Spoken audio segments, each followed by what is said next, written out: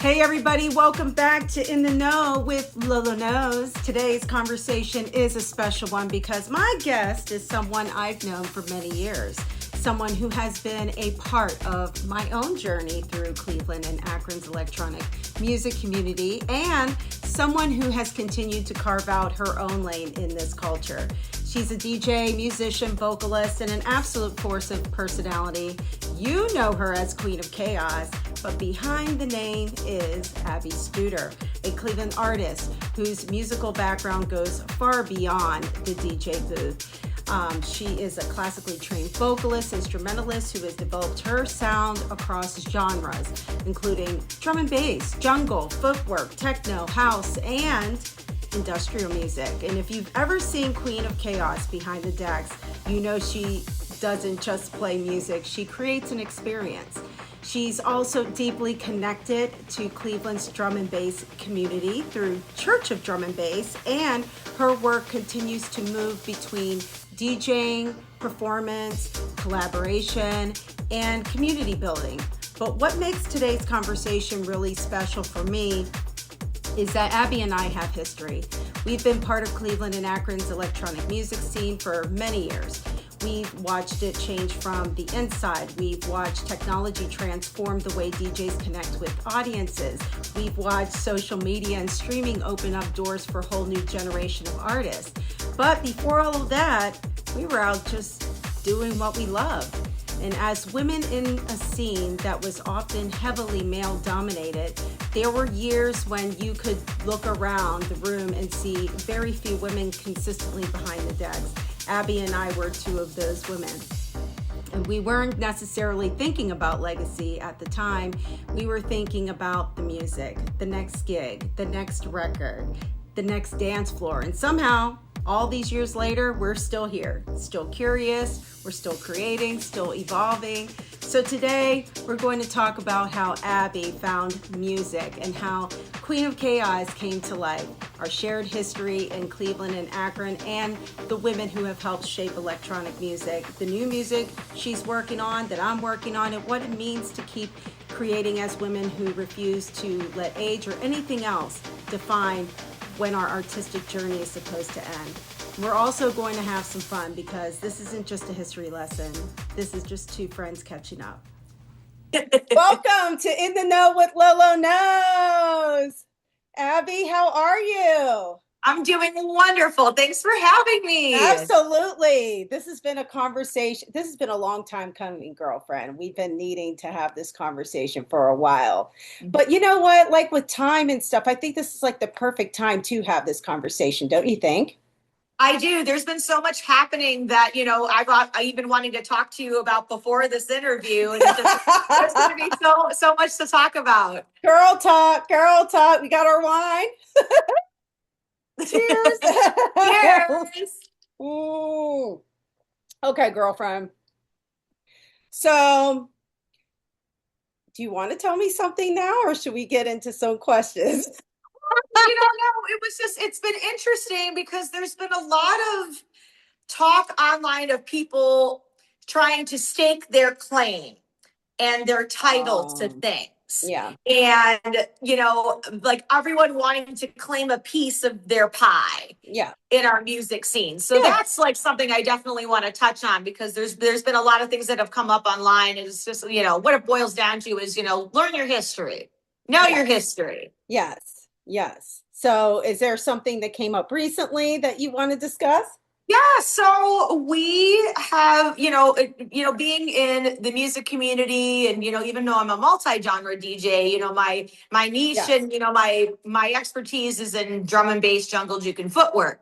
And, I am really proud to work with a large variety of artists, like female, male, non-binary. And there's been a lot that has come up with the female side of drum and bass with women who, are pioneers of our scene, who are talking about Cleveland specifically. No, this is worldwide. So this is a worldwide conversation that has gone on. Of DJs from the EQ50, which is the stateside big women's drum and bass community where a lot of those pioneers began.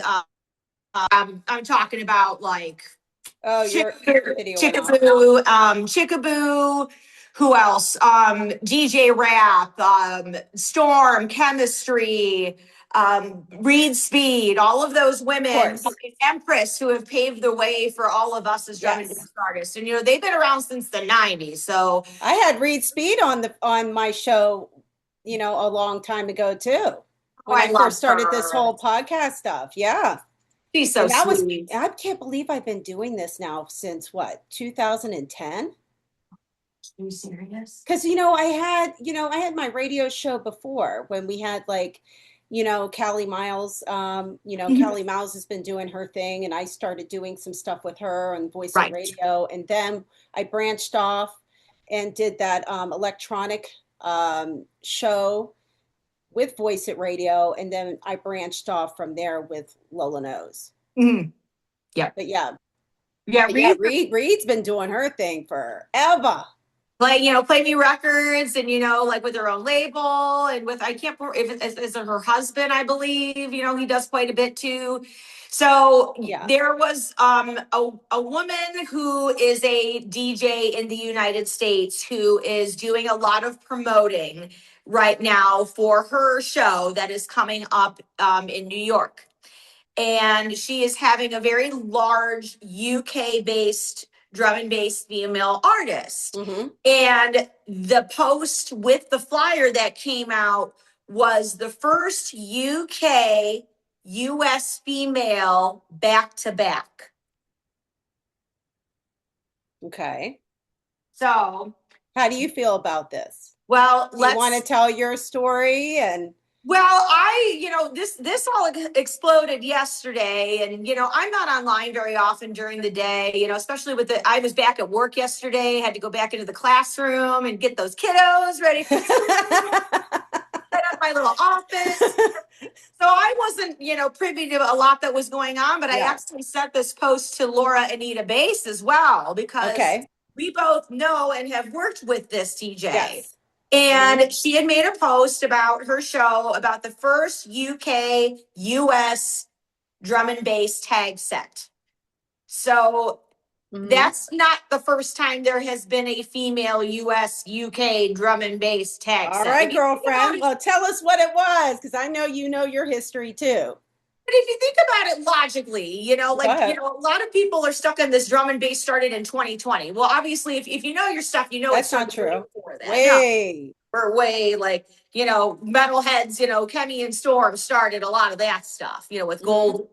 But I don't know if it was put incorrectly, intentionally, or if that's the way she came out, because it came out as the first ever US UK DJ B&B set ever. Yeah. And there were many DJs and even people outside of the drum and bass community that were like, yeah, this is not the first time that this has happened. You might want to correct this, or, just polite correction. And apparently I didn't see the original post, but I did see some screenshots of the reply from that DJ who made the post. And it was aggressive and unkind.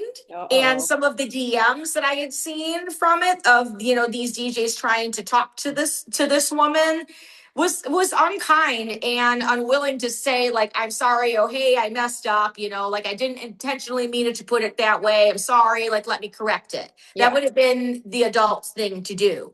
But instead, she argued, she went in people's DMs, and then eventually deleted people's comments individually on the post. And then eventually it all came down. I want to know something. Sometimes I feel like there are some people that it kind of makes you question whether or not somebody's doing it either intentionally or they're, for shock value to gain, more views or whatever, or get eyes and ears on them if they're making baseless claims like that. Right. Especially when something can be tracked. Right, exactly. And there seems to be a lot of that has erupted over the past year. And it's if you do, Wikipedia or if you just do a basic search, or talk to someone who is knowledgeable, just, it's like when you create a DJ name for yourself, do a Google search. So, but yeah, a lot of faceless claims and untruths being put out there, and it's just like it's not that difficult. We have more knowledge accessible at our fingertips than we ever have. So let's and even if you make a mistake, fess up and fix it. Right. But you know what, Abby? Me and you have made some history in our own cities. I will Yes. say that we really have, and we should be very proud of that. Even though that wasn't our intention, it just kind of happened because our scenes, both of our scenes between Cleveland and Akron, were heavily male dominated. Mhm. And even though you and I, we've been on this journey for a while, even you, even just longer than me, because you have a whole history. So let's go into before Queen of Chaos. Can you tell me about that person before? Sure. So, my DJ name came from when I was in Bowling Green, Ohio, and started DJing while I was in college.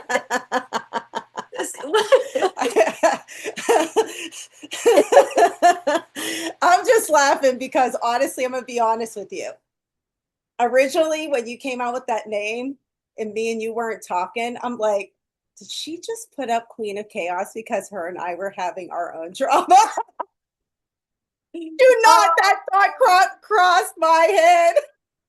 Well, let me start with where I can see why you would think that, but no. So, No, go ahead. Tell the story so though. when I was in college, I started DJing when in Bowling Green at BGSU and was working on my music degree there in music education. And I was there in the summers and finishing some of my college classes and was looking for something to do and wanted to check out the nightlife in Bowling Green. And there's a ton of college bars, but I found a bar called Uptown Downtown at the time on Main Street that had a bunch of different, nights outside of the box. They had a drag night, they had 80s new wave, they had techno night, then they had industrial gothic underground night, and top hip hop, top 40. And I really gravitated towards the underground scene. I always loved that kind of music and never knew that what the subgenre was considered because there wasn't a lot of that back then. But I started attending the night and wanting to know a little bit more about how to DJ because it looked like a lot of fun. Yeah. And who else plays your favorite records better than yourself? Yeah. Yes. But it's curating a journey. I'm like, well, I would love to see how I could build some chemistry in the room and make some people feel something, because when you hear Absolutely. music, you feel something. So Mhm. someone named by the name of Godfather took me under his wing and apprenticed me, if you will, at the time. And he ended up stepping down and doing something else, and it became Mhm. friends with another female DJ named Kat, DJ Pleasure. She recently passed away about a year ago. Oh, And she was yeah, a I'm definitely a sorry. female. Thank you. She was a hell of a woman, and she was definitely a pioneer in the scene in Detroit, like Toledo, like even going to Chicago. With all of her industrial gothic, underground, new wave, electro, punk, any of that kind of music that she was in it. So she, said, "Well, hey, you've been apprenticing. We have a new night. Why don't you come in and step in with me? We need to do a DJ name for you." I'm like, "Well, I have no idea. What the hell am I going to call myself?" It's just like, use your AOL screen name, PURRRINCESS, Princess, and Pleasure Catson and Princess will be the mixes of music. So that's how we came up with that. And, we're around for a long time. And, I ended up moving to Detroit for a year and Mhm. immersing myself in that scene and eventually moving back to the Cleveland area and started DJing back there. And took some time off when I had my son, when he's now just turned 13. And I ended up coming back and wanting to do something, and had some people surrounding me that were encouraged me to start playing out again. And I was kind of retired from Princess. I'm like, like I need something new. So they're like, "Well, why don't you, why don't you elevate yourself to become a queen instead of a princess?" And Right. at the time, I was I'm navigating being a single parent, being an educator of music, where they call Mm-hmm. us chaos coordinators anyway. And so I became the queen of chaos because I feel like half the time I'm always at the center of all of the chaos and it's always around me, but I got to choose whether I'm going to be involved or not. So that's where it came from. Long So, story. so you have a 13-year-old now, and Mhm. how is that experience now for you? Has that shifted? Like, do you feel like, especially with teenagers, I feel like so much of our attention can't be too diverted away because they are going through so much. How has that balance been for you, even though you are still holding down this career? Well, I mean, the balance is hard for anyone because, with the music scene tends to come later hours and, Hmm. typically nightlife is nightlife. And, anytime that you are performing, you have to have childcare or you have to have a spouse that is willing, to take Yeah, care of your child. yeah, And up until just 6 months ago, I was a single mother and always had to focus my attention on my son. And because there was no one else, his dad was never involved in his life. So right. prioritizing teaching and being a mom came first and nightlife and DJing came second. Hmm. But now that he's gotten a little bit older and has gained some independence, it's allowed me to be able to focus on music for like an hour or two a day without having interruption all the time because he's old enough to get his own food and all this. But it's kind of renewed and resparked my interest in wanting to explore and manifest some new musical things. Is he proud of you? I think so. He doesn't Yeah. quite understand. Like he understands, but it's still like the parents of, like that's my mom. Like I don't think, he's a teenager. He's like, Mom, don't yell my name outside the door. My friends can hear you. Did you ever think, even now with us, with our staying power, that we would still be in this? I don't know. I mean, would always continue to do it on my own terms, regardless of whether I played out or not. And I know with you being involved in so many different mediums of music Hmm. and art, there would have been some sort of full circle moment where it all would come around again, and which it did. Yeah. And So you know what though? Even now, congratulations on, being married. And how did he, finding even a partner that even understands or wants to support you in this? Was that at all difficult at all? that's always been difficult. Especially in our world, at least for me. Finding someone who understands that I have a very strong work ethic, and there's not going to be a whole lot of nights, weekends that I'm going to be free to go out on dates, or because I'm going to be working, and setting kind of that boundary where we have to compromise. Mhm. Well, this is this is how many days we should plan to go out by ourselves, and balancing that, and then finding a partner who, and being very honest, Mhm. Brandon knows nothing about music. He's not a musician, and I actually kind of like that because I like educating and like showing him everything for the first time and letting him come to his own conclusions about the way that he feels about things. And it's been fun to watch him learn and start to recognize certain things. It's like, oh, I heard that you played this song, or I like how you mixed those two, or you went really different with that set. So it's been fun. Oh, that's cool. So he's kind of you're just kind of, he's learning Mhm. through you, and that excites you. Yes. And, even just the people and meeting so many different people, he was a jock, he's a finance guy, like music was never a big part of his life. So he's meeting all kinds of new people for the first time. And by nature, he's a very kind and, open individual to new experiences. So I think this has been a really great thing for his character building as well, which Do you is what ever I love what I do. do you ever play music for him at home? I do, and I've gotten better about it because for a while I stepped away, when we had a busy year, moving and getting married. And once, we moved into this new house and setting up a usable space, I had to, tell him, like, I really feel disconnected right now. Like, Right. would you put a bug in my ass and tell me to turn on my decks? Because if I tell myself to do it, I'll get distracted by something else. But if you tell me to do it, I'll have more motivation. And he has. That's awesome. So let me ask you something. What was the first record or DJ party or experience where you thought, "Oh, this is my shit"? Because I could Oh, tell you mine. I mean, it depends on the genre, I guess. I mean, I always go back. Was there that one party where you'd be like, oh my God, like this is definitely gonna change. This is just changing my life. I mean, I really do think like the industrial Gothic underground nights in Bowling Green was the biggest part of that, because that led me to so many other, places and people. And I will always go back to Prodigy's Firestarter. Oh my goodness.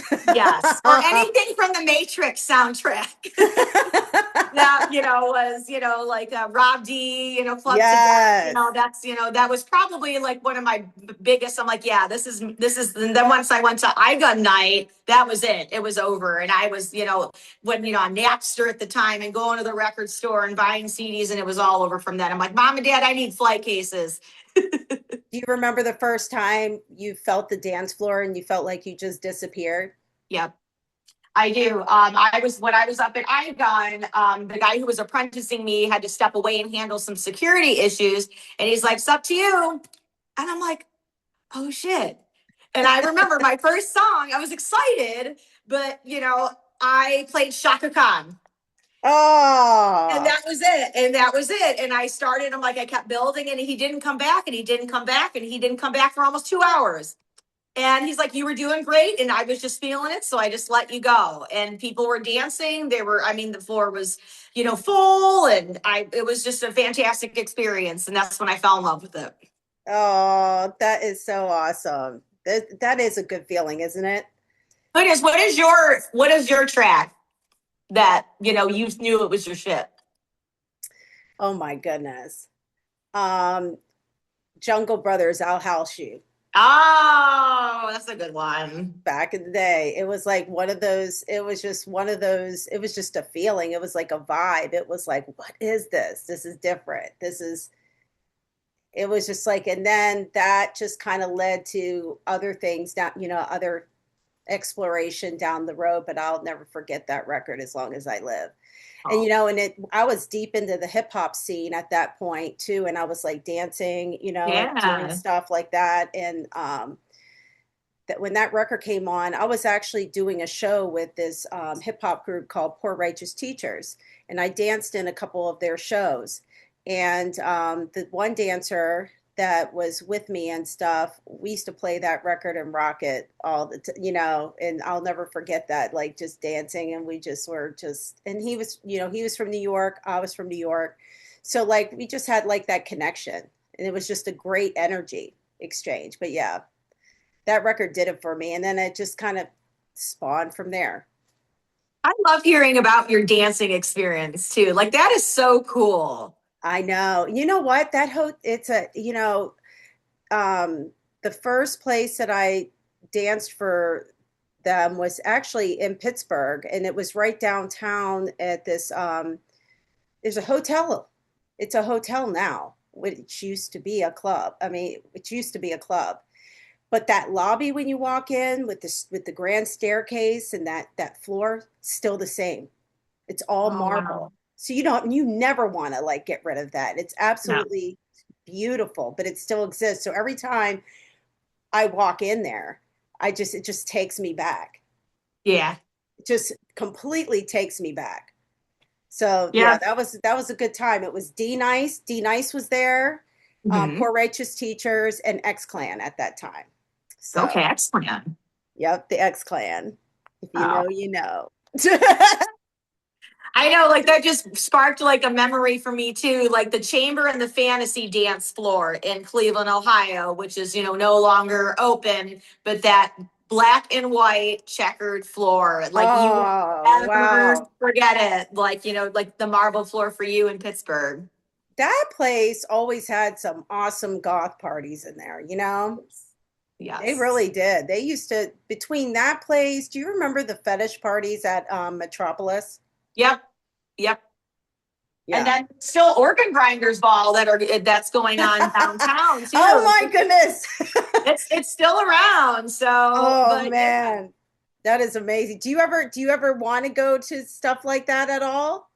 Do like I'll go occasionally, like I'll still go to all the goth nights, and one of my best friends, who I'll also plug, Michael Vassell and Angie Vassell, They're part owners of the Foundry Concert Club Yes. and the Mercury Music Lounge. And so, there's always a whole bunch of events going on there. But, the Foundry is definitely known for their punk, industrial, metal, new wave types of nights, and, which they also have a lot at the Foundry. But, then that's actually how I met Mike and Angie. But to circle back, yeah, there's a lot of still parties that I still like to go to. And, occasionally I'll drop by, one of the parties, not what's the name of the organ grinders, but it's just getting out and making the time and the priority for it when I can. We're busy. You're busy, Yep. girl. You're busy. Yep. And now the school season you're back again. Oh, don't say the dreaded S word. Oh man. You know what? Let me ask you something. Since me and you have been around this scene in Cleveland, Akron for a minute, what do you remember about the Cleveland's electronic music scene when we were coming up? Obviously the chamber and the fantasy were a big part of that. Spy Bar, Garage Bar in Cleveland, and what was the name of the bar? Drop Bar. When gosh. Kevin Bumpers and Groove House was doing their thing for quite a bit. Which was my place back in the day, Mercury. Yes, it was Mercury. Mercury was my jam because it was actually one of the, at that time, especially like in the 90s, that was one of the few spots left that was really doing electronic regularly in there at that place. A lot of the spaces like in and around that time, like Spy, Wish, the Capsule. Do you ever remember the Capsule? Yeah. Yes. Then you had Anatomy. They were doing some electronic nights. Yeah, that one I don't Cloud know. 9, Funky Buddha. Funky Buddha, yes. Yes.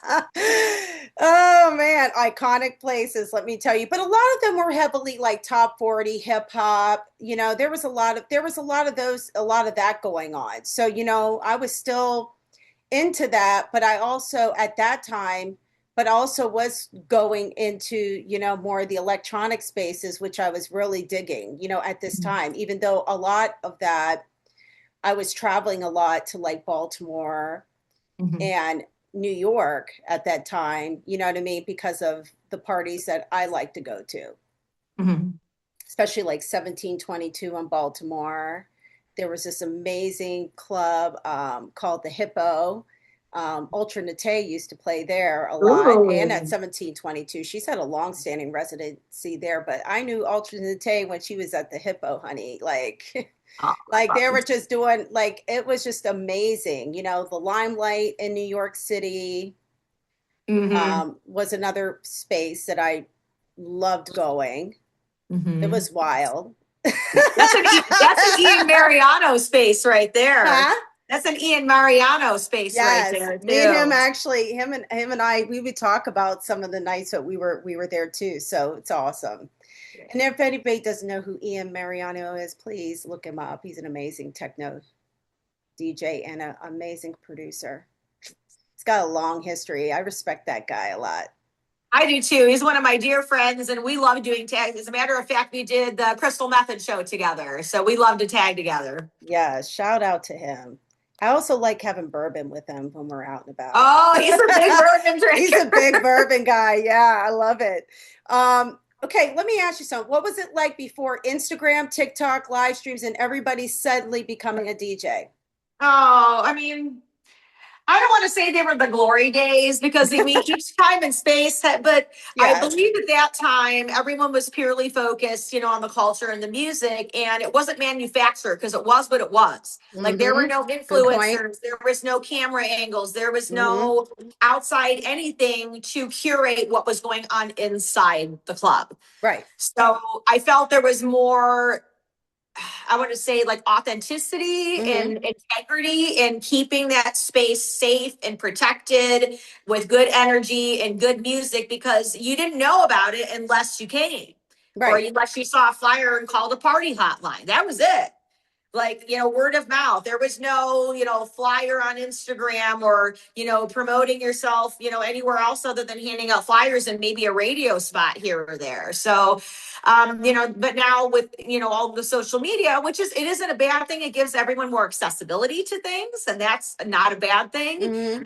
And integrating so many more people into our music scene that normally would have no idea about it. But with it also comes the consequences of losing, some of the integrity and losing some of the intention behind what you're doing. And with Cleveland, and I mean, I'm really happy. I've had to sit back and like reflect about Cleveland and what I wanted for Cleveland when I started this journey here. All the, especially like with the radio show, going out being a clubber forever still. Mm-hmm. And then up doing the radio show, transitioning into music and DJing and all that. But this has always been like my dream for our market to be noticed. Mm-hmm. But the one thing I will have to say about our city is I kind of feel like we're kind of turning into like a mini Detroit in some ways. We're celebrating our local artists more so than anybody else here. Mm-hmm. Yeah, we get you get your big names here, and yes, that's exciting. And we're attracting the big names now. But there was a time where we really didn't, and there was a lot of promoters at that time that were putting on amazing parties and stuff, but they were also losing their ass, on money and everything. And they were just really doing it for the love. And a lot of them would do it over and over and over again because they were making memories. Right. And I think that's why and a lot of those memories became our memories. Mm-hmm. And I don't want anybody to lose sight of that, of why we went out. We went out not only for like the community, but we went out because a lot of us were looking for our extended family. Yep. Me and you wouldn't be where we're at today if we didn't find each other on the dance floor. No. And it's like so interesting how you connect over, certain music and certain songs where like there are no words needed. You just dance it out and you share that energy exchange through dance. Yeah. I'm sad that there are very, very, very talented people that you and I know that probably some other people will never get to know because they pretty much just stopped doing it, for, their own reasons. Mm-hmm. Some just lost it, didn't really lose the passion. They just stopped wanting to play the game. Right. I get that. Do you know what I mean? But I think, we all have moments where we have to step away, whether it's, priorities or, Mm-hmm. There's, something that, you're just not inspired anymore or, you have falling out with people, Mm-hmm. like you and I both know all of those things, and I took a step, back. I've taken a step away a couple of times and that's okay. But I've always found my way back and some people don't. And that's okay. Whatever impact it made on that part of their life was, I'm sure amazing. And that's how they want to remember it. They don't want to remember it any other way. Yeah. Speaking of which, what were the parties or nights do you remember that really stand out for you? Oh gosh, so many. Any of my time in Detroit, I really loved. That's always kind of been a second home for me. I spent a short time living up there and really just immersed myself in that culture in Ann Arbor and a couple of trips to Chicago. And, any of the places, like I had a residency at Luna and Royal Oak. I played at City Club, a whole bunch of parties like in random warehouses all over Detroit that I will never remember where they are or how I got them. I did it. And I literally to this day,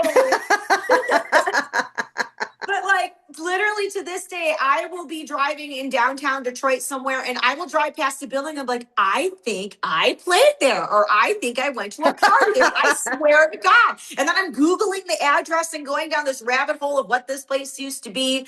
And, I don't know, Detroit gets a bad rap for all like the crime and bullshit, but it's like, it's just like any other city. You just have to be careful and be smart. But I don't like, think that should deter you from coming out to some parties that, you may not have been to this venue before, or it's a random warehouse, because you just never know, who might be there or what you'll walk into.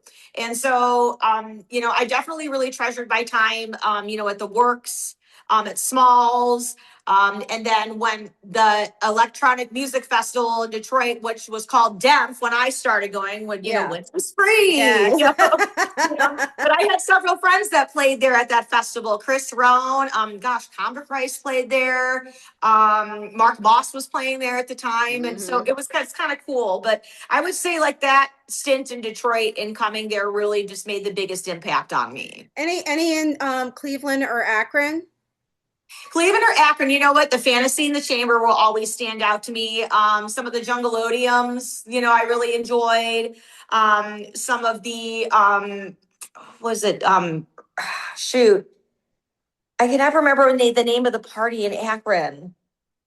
Oh, it's gonna drive me nuts. It was where you and I met. Contrive. That's it. Contrive. Yes, Contrive.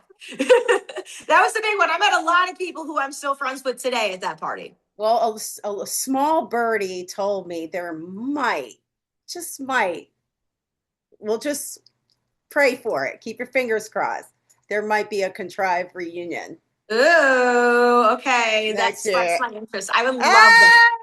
You're gonna be partying. We gonna be there, girl. They can't bring that back. Full circle, that party was at the same venue that we both shared a stage with 2 weeks ago.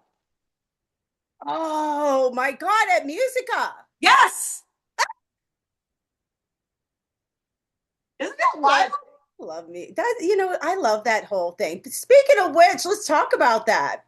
Summer rave. Wow. What a time it was. Did you enjoy yourself, honey? Loved it. You know what? I'm so happy. Like you and Rob Rhythm got to do your thing with the Church of Drum and Bass. We can talk about that. How you got initiated in the Church of Drum and Bass. And how was it? How did you feel after your set at Summer Rave? You know what? I know me and you had to talk before. I gave you like a little pep talk. I gave you a little pep talk before, and you're like, man, you always know what to say. You do, though. You always know what to say, my biggest anxiety now with going on stage isn't the music. It isn't stage fright. It's the equipment. Because my God, don't get me started. It's the equipment. Go ahead. With Alpha Theta coming out with their own software and things not being updated or whatever the regard, like I'm always nervous because I did one time had multiple thumb drives. It was when the switchover had just happened that my USBs weren't accepting the same format, and I had to run home and get another one, and then like do it on my computer really quick, and then it was a nightmare. But even at Summer Rave, the microphone wasn't working properly. We tested it and it just didn't work. And that's okay. I did because I wanted to sing, but I was with the intentions of going in there. I got a hotel. I enjoyed the party beforehand. I went with one of my best friends, which is her birthday, and I got to see Planet of the Drums, which was phenomenal. I got to share an awesome set with Rob Rhythm, which we really just had a bunch of fun, and it was just so relaxed and so freeing to watch. Then to go over to your stage and then watch some of the dubstep and some of the bass music. I was over there for a good quarter of the night. And I was like, wow, I forgot about how much I like this. I know. It was such a good time. It was such a good time.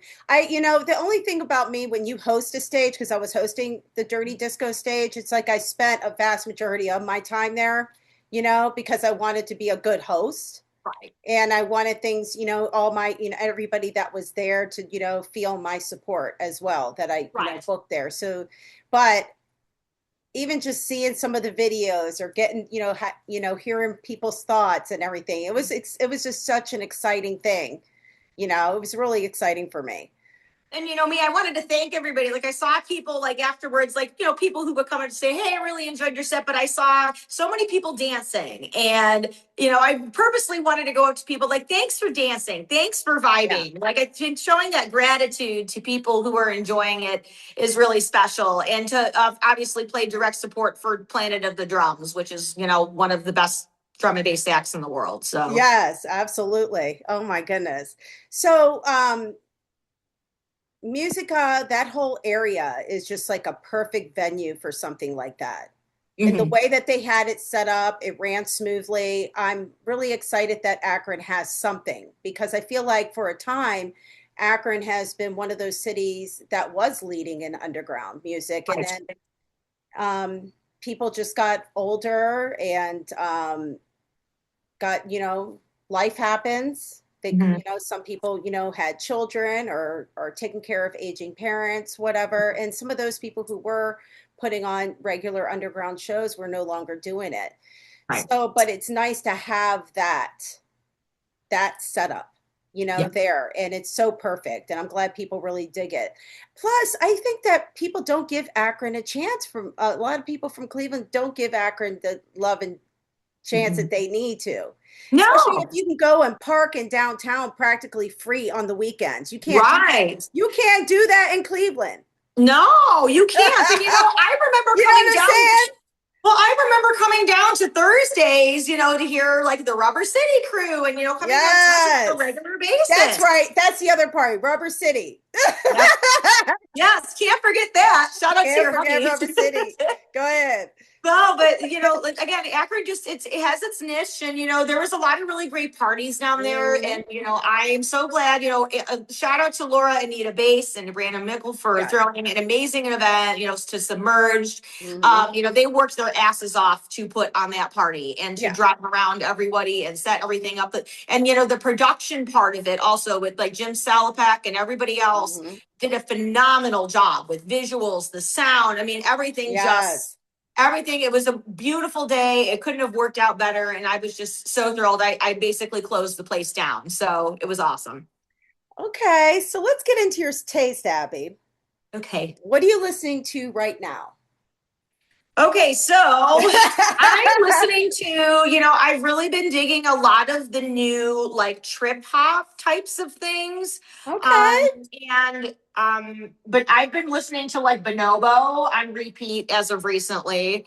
I'm trying to come up with some inspiration to collaborate with a girlfriend of mine. Her name is Manao, and she plays the violin, and she's also a fantastic DJ as well.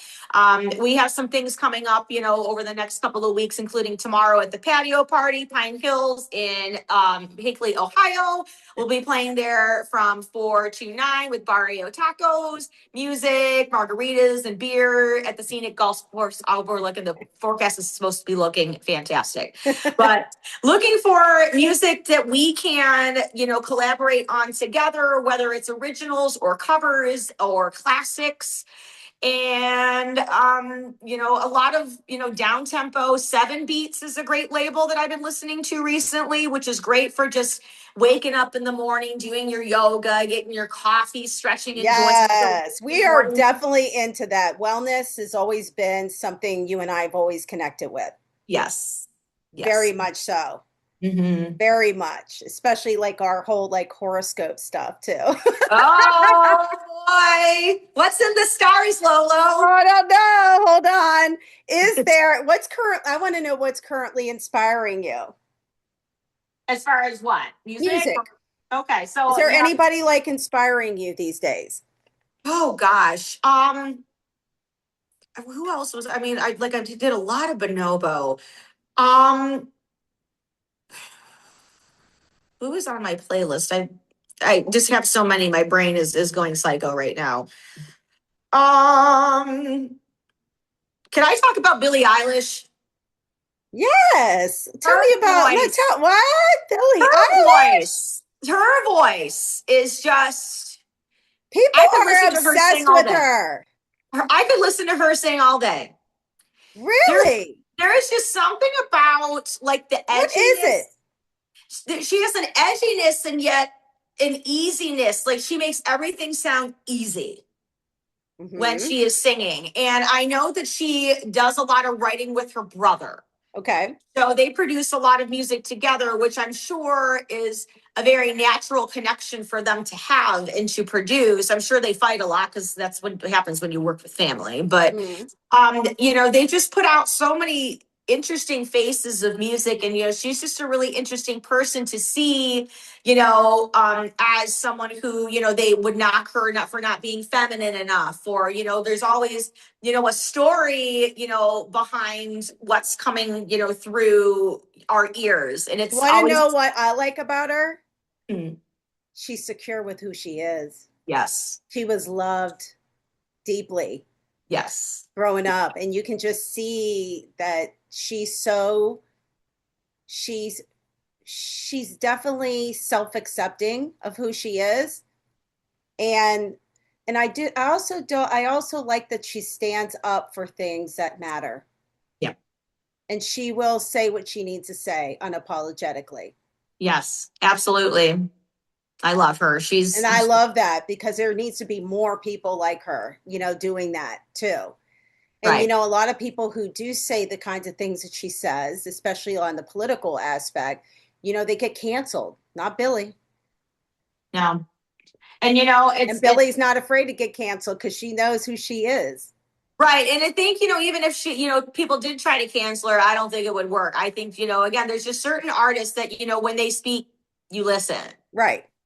And she's Exactly. one of them. And she's one of them. And, it's interesting to think about how, like a lot of artists don't want to get involved in politics. And it's just like, well, a lot of that, like Hmm. to me, is making a statement through art. Like that's what we do. Yes. So why not use that platform to do better for ourselves and to do better for our world? I think in terms of even just artistically in anything, whether you're painting, whether you're music, I feel like it all needs to say something.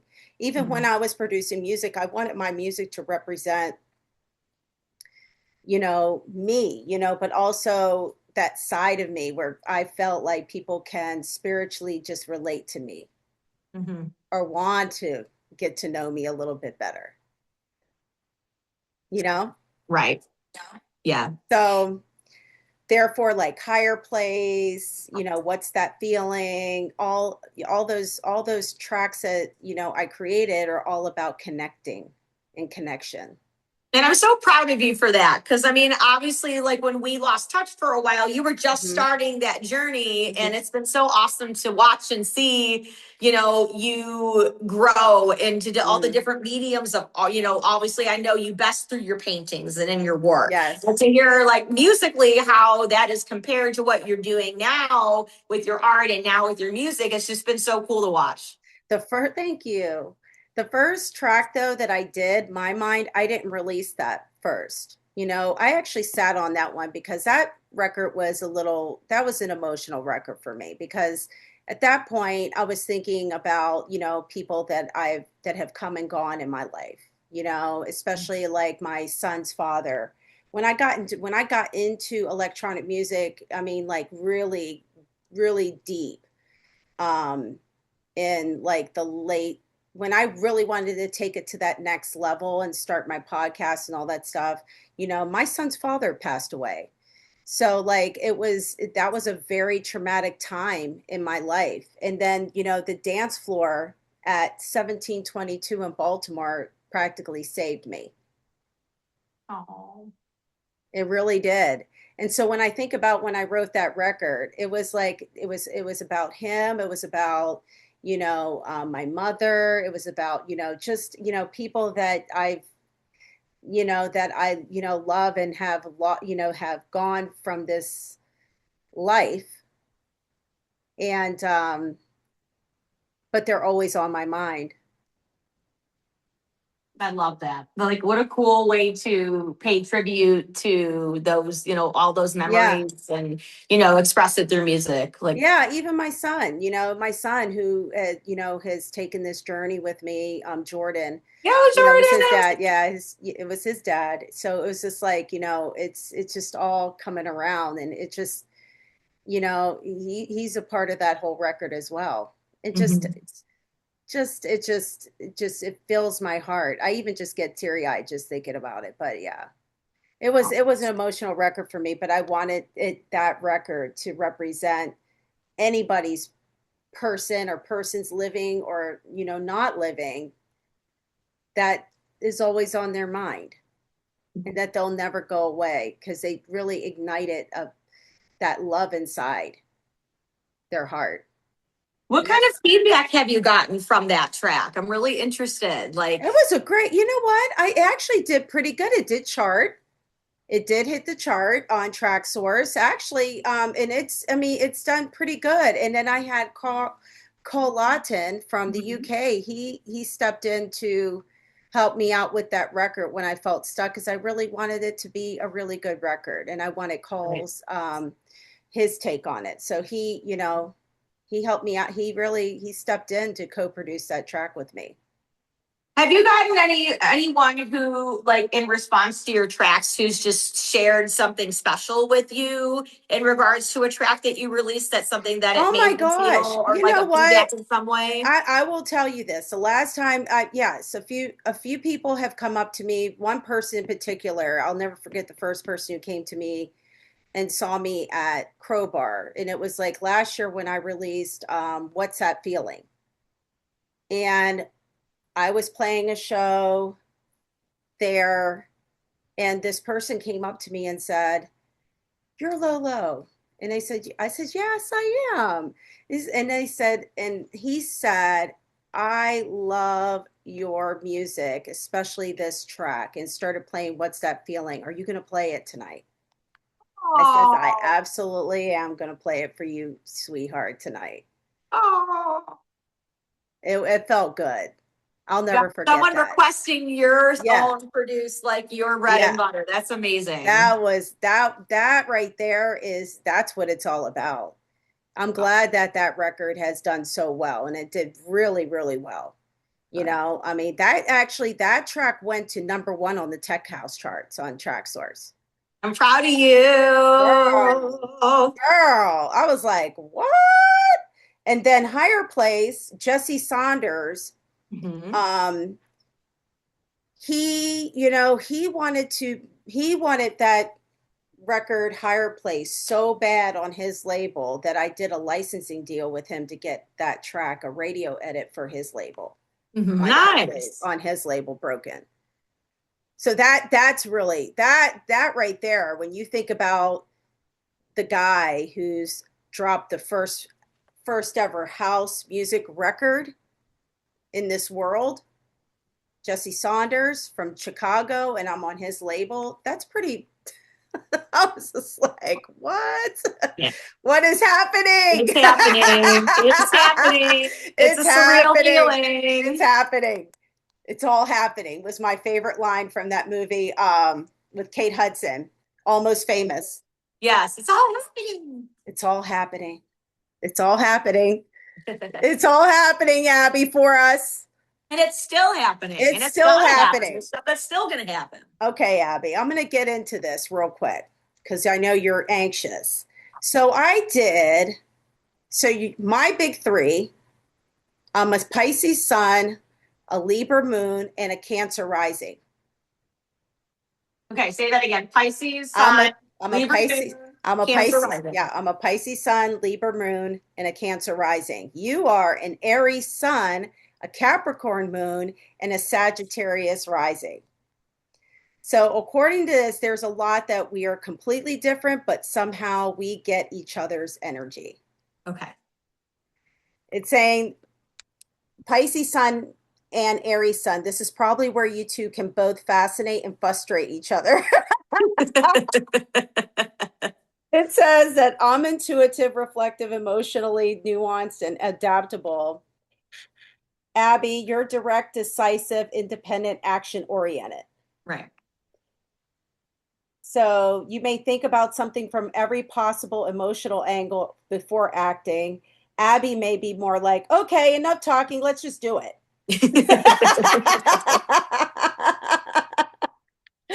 And it's saying, but that's also why you can complement each other. They says you can help Abby slow down, feel, reflect, and see the human side of things. And Abby can help you to stop overthinking and actually move. She's fire and you're water. I'm water. So Yeah. they say too much water can put the fire out. That's probably the dynamic to watch. Libra moon versus and the Capricorn moon. They said this is probably where their friendship gets really interesting. Your Libra moon wants harmony, fairness, communication, emotional balance. Abby's Capricorn moon tends toward self-control, responsibility, practicality, and resilience. You may process emotions by talking about them. Abby may process emotions by doing something about the problem or simply handling it herself. Is that true? Yes. Yep. So when I'm upset, I might want to, can we talk about what happened? And Abby might respond, okay, but what's the solution? Yep, that's it. Yep. I'm a fix-it girl. Like I'm everybody's I handy feel like I'm woman. kind of like that too, though, in some ways. You know what I You mean? So are. I can respect that. I'm glad that you're like that. Mm-hmm. That makes me happy that you're like that. I get that about you, and I love that about you. Yeah. Um, it's saying that my Libra moon can soften her Capricorn moon. Mm-hmm. It says her Capricorn moon can ground your Libra moon. You can remind her that she doesn't always have to be strong. And Mm-hmm. she can remind me, that not every emotional problem needs to become an emotional investigation. An emotional investigation. I really like that. I love this. Hold on. Cancer rising and Sagittarius rising. Now, this is probably where you two look very different to the outside world. Your Cancer rising gives you a more intuitive, nurturing, protective, emotionally observant presence. Abby's Sagittarius rising gives her a bold, adventurous, candid, independent presence. You may enter a room and notice the energy. Abby enters the room and notices what's happening. Mm-hmm. You're likely more, something about this feels off, and she's more, these people are weird. Let's go somewhere else. Yep. And honestly, this can work. This Yep. works. So there you go. So I bring emotional intelligence, creativity, empathy, diplomacy, nurturing energy, and Abby brings courage, independence, stability, determination, and adventure. Aww. I love Isn't that. that amazing? It is, but it's like the overall gist that I get from it is like we both want the same things, or like we both come to the same end, but we do it differently.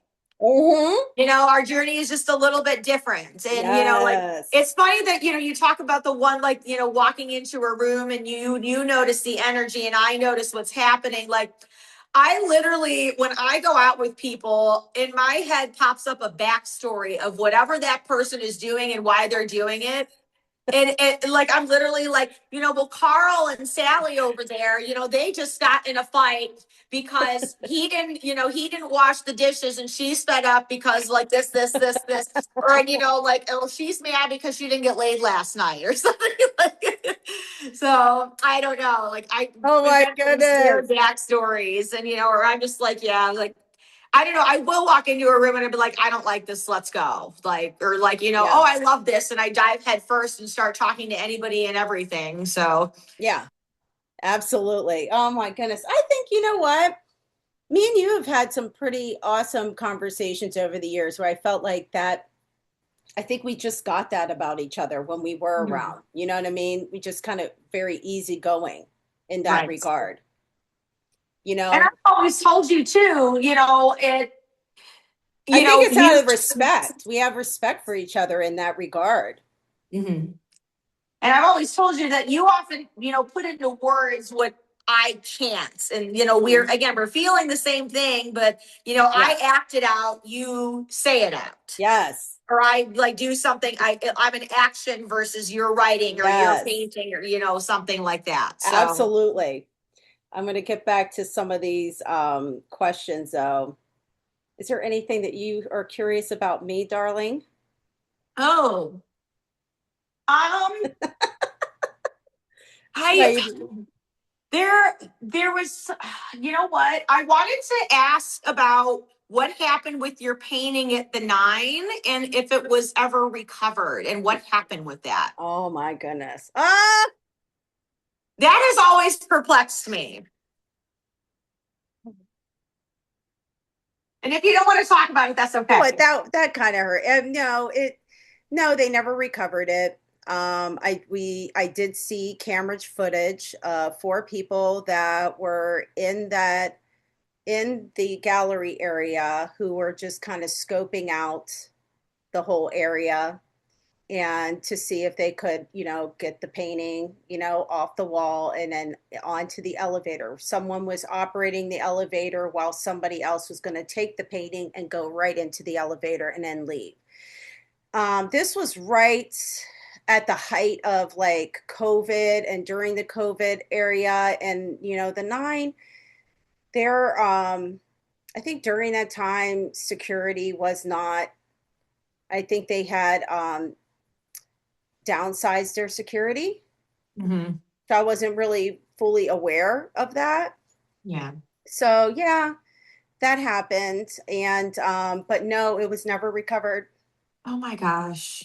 And yeah, it was heartbreaking. But I'm glad that I always photograph my work. I do have prints of that work. And for anybody who's wondering, it's my Basquiat. And Mhm. I do have prints that people could order right on my website on loloknows.com. This came through to me. I feel like Yeah, you're going to see that painting somewhere. you I think think? that you're going to go to a party or an event or someone's going to see it. You think? I do. I have Hmm. this weird feeling, Well, and you know I what's funny?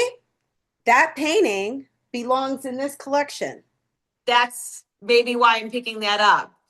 because, this is my factory collection. It's just like I have this, this like my Warhol factory Right. collection. So we have Warhol, we have Marilyn, and we have Basquiat. Mm-hmm. And yeah, And it it's was funny like the because series.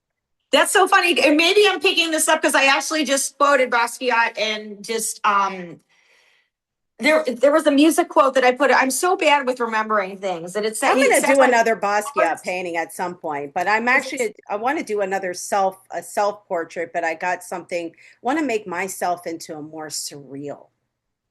okay. But it's gonna take me a long time to do this piece because with the detail on this one Mm-hmm. is going to be insane on this one. But I've been working on some ideas on how to do this, but I definitely want to do a surreal piece on myself. Well, I'm excited to see what that comes like. And I mean, I don't know, maybe I'm channeling Basquiat right now because I literally quoted him I had to make a new signature on my email yesterday. And he said, art is the space we decorate, mm-hmm. or art is how we decorate space. Music is how we decorate time. Yes. Exactly. I always appreciate the fact you've always been very supportive of my art. So I love that. Thank you, Abby. You're Thank welcome. you, especially my paintings and stuff. So thank you. Yeah, if I need a new one for this house, we got to talk Yes, about we that. do. We could talk about that. So definitely. If you want to like do something more um, commission like, if there's some sort of something that you have in mind, color based or whatever, we can talk about that. For But I sure. want to, so we're going to have a little bit of fun here. Okay. So I'm going to ask you a bunch of questions. Okay. Okay. Before we end this show, but I don't want you to overthink these. I want you to kind of answer. Okay. Okay. Okay. Favorite record of all time. Favorite record of all time, Janet Jackson, the Janet album. Oh, nice. Mhm. Did not know that. That was a good album. Oh, all of Oh, her that albums, whole all for you album album, all of eats. them. Oh my goodness. Artists that you could listen to forever. Billie Eilish. Man, Billy Gold. We don't have to tag Billy in this dang on Girl. podcast. She's stunning How about too. this? Can we answer this one? Best Cleveland dance floor. Best Cleveland dance floor, current or past? Current. Oh, I I love the new. I want to go to the new shooters. I don't even know what it looks like, but I want to go because it's on the wire. It is. It is pretty. It is pretty nice. That is a pretty nice. But I wouldn't consider a dance floor a more of a mosh pit because it gets very busy. Oh my gosh. But honestly, I would have to say Crowbar for me. Crowbar would definitely be probably on my top Crowbar would list. definitely be my best Cleveland dance floor. And House of Blues, Foundation Room. Yes, yes, Foundation Room. I do like playing there. We do have fun playing there, don't we, Abby? Yes. Okay, so best party you've ever played. Best party I've ever played. I would have to say that there was a city club fetish night back in 2006. And it was like it was 2006, and it was one of those late night parties where some of my friends had modeled there, and it was one of those places where you couldn't take your phones and you had to lock them up. So anything went there, and it went till 4 a.m. And as of now, that warehouse is torn down. So there's no taking that back. Yeah, well, it's condemned. There's no way. There were residents living in there, and they actually had to kick them out. But anyway, I digress. Back to the questions. Craziest thing that happened at one of your gigs.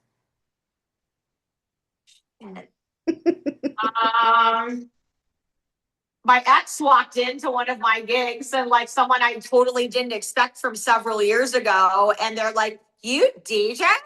I'm like, "Nuh-uh." Yes. So that was just weird and awkward for me because I never expected to see this person at an electronic music event. I'm just like, oh God, like my heart almost stopped. I'm like, what the fuck are you doing here? Are you stalking me? Oh my goodness, the stories you and I could tell. Yep. Artists you want to collaborate with. Ooh. So many. I would say I would love to collaborate with Portishead, even though she's not singing anymore. Aww. So maybe another one is another one that is Madonna. Madonna. Oh, we never talked about her damn album, by the way. Oh my God. Yeah. Can we just give a quick take about her album right now? You know what? It's that Confessions on a Dance Floor Part 1 that was like that housey disco album that I've always really gravitated to. And on my road trip, I listened to the entire Madonna catalog. And that Concessions on a Dance Floor, I just feel like it really took back to where she came from, and that movement, that dance, and that Studio 54 vibe, where she grew up dancing, and that woman is still dancing out there. Oh my God. Yes. Did you this was her grinder. She had a whole bunch of, she had a whole bunch of, she had a few albums covered. Mm-hmm. This was part of the grinder one that she was promoting. Okay. But yeah, I like it. How cool is this? So did you see the trailer promo video for that album? Yes. Yes, I did. Oh, yes, I did. I was sitting there watching it like this, and Brandon's like looking at it kind of like sideways, and then Kane walks in, and I'm like, oh, like the lasers out of the legs was like it for me. It just, I was dead after that. Yes. What empowering way to promote your album. It really was. I mean, you know what? It also was very inspiring. Mm-hmm. It's just inspiring on ways that you can market yourself and put your music out there as well, and how creative you can get in doing it. Mm-hmm. Another question, vinyl or digital? For what? For listening or for whatever. For sound, definitely vinyl. For accessibility, digital, because you can always play all of your friends' tracks. Okay. Daytime party or after hours? I like daytime. Yeah. Has that happened as we gotten older? Yes. Or Yes, I'm getting old and I want to go to bed at midnight unless I'm really feeling it. Like, I want to go to bed. I'm tired. Bring me up to day parties. big festival or dark warehouse? Dark warehouse. Dark warehouse. One word to describe the Cleveland's music scene. Vibrant. Vibrant. We are vibrant, aren't we? That's a Vibrance. good one. Okay, one word to describe Akron's. Cultured. Cultured. Cultured. Indeed. I love that. And finally, why are you actually called the Queen of Chaos? And do you think your name will change? It might. It It might. might. It might, but I think, as we, not reinvent ourselves, but as we evolve, like again, just how I went from princess to queen of chaos, it Yeah. may evolve into something else. And, Yeah. my alias may change. And, I know lots of people who have changed, someone I just DJ'd with in Columbus has changed their name a few times. So Carl Raponi is, was Aria, and now he's Glider. So I always like to, that's a good question. So, Okay. All right. So we've been doing this for a long time. I'll give you one other question. If you could talk to younger Abby, the girl who was just discovering music and had no idea where this journey would take her, what would you tell her? oh gosh, don't be afraid of the men. Don't be afraid of the I men. mean, have we ever? No, We've I mean never, really. there's been times where like Why we're still here. yeah, and there's been times where I've got intimidated in a very male dominated scene, and like I didn't start out that way Right, because I was never intimidated by men because we were treated differently at right. that time. But now, like things are a little different, and don't be intimidated. Abby, thank you so much for joining me today. This was such a fun conversation. It was. My cheeks hurt from smiling. I know, me too. I'm just so happy. I love you. I love you too. We are so Me and special. we are very special friends. And I'm so happy to see us in this space together. And I just love you to the moon and back. You always told me that. I still have that bracelet you got me that says I love you to the moon and back. We're going to the nursing home together, girl. We're off to the nurse. That's going to be one hell of a nursing home if our asses are in it. I'll tell you that right now. Everybody going to want to sign up to come to our nursing home. Or no, I call it assisted living, not nursing home. Assisted living. A better word than assisted living. No, because listen, some of these assisted living places are like resorts, girl. They got their own bartenders and like their whole they got spas and stuff. Like me and you could be up in there DJing and stuff. Oh, yes. We're going to have rooms for everything there. Having our wine. Yes. Oh, my goodness. Okay, so what I love about conversations like this is that sometimes we don't realize how much history we've actually lived until we sit down and start talking about it. Yeah. I love you, Abby. Thank you so much for joining me for In the Know with Lola Knows. And I appreciate your love, your support after all these years. Always, Lolo. You have my heart forever and ever. From the moon and back. To the moon and back, baby. Okay, so follow Queen of Chaos at Queen of Chaos on Instagram. Do you have a Chaos DNB? DM? Yeah, DMB. Queen of Chaos DNB on Instagram, and then on Facebook, Queen of Chaos. And don't forget the patio party on Wednesday. And just follow her on her socials that you know exactly where Queen of Chaos is going to be. She's always doing stuff between here, Columbus. You were just in Columbus, Chicago from time to time, Detroit. So she's doing her thing. So look her up. She's going to keep going. And maybe one day we'll get another show together, me and you. We will. We're going to have to rip it up again. We have to rip it up somehow. We will. When we know, we'll know. It's absolutely been a long time coming. I love you, girl. I love All you right. too. Take care, everybody. Take And follow care. me at loloknows.com and on Instagram at Lolo__knows. Take care, everybody. Peace, love, and dance it out.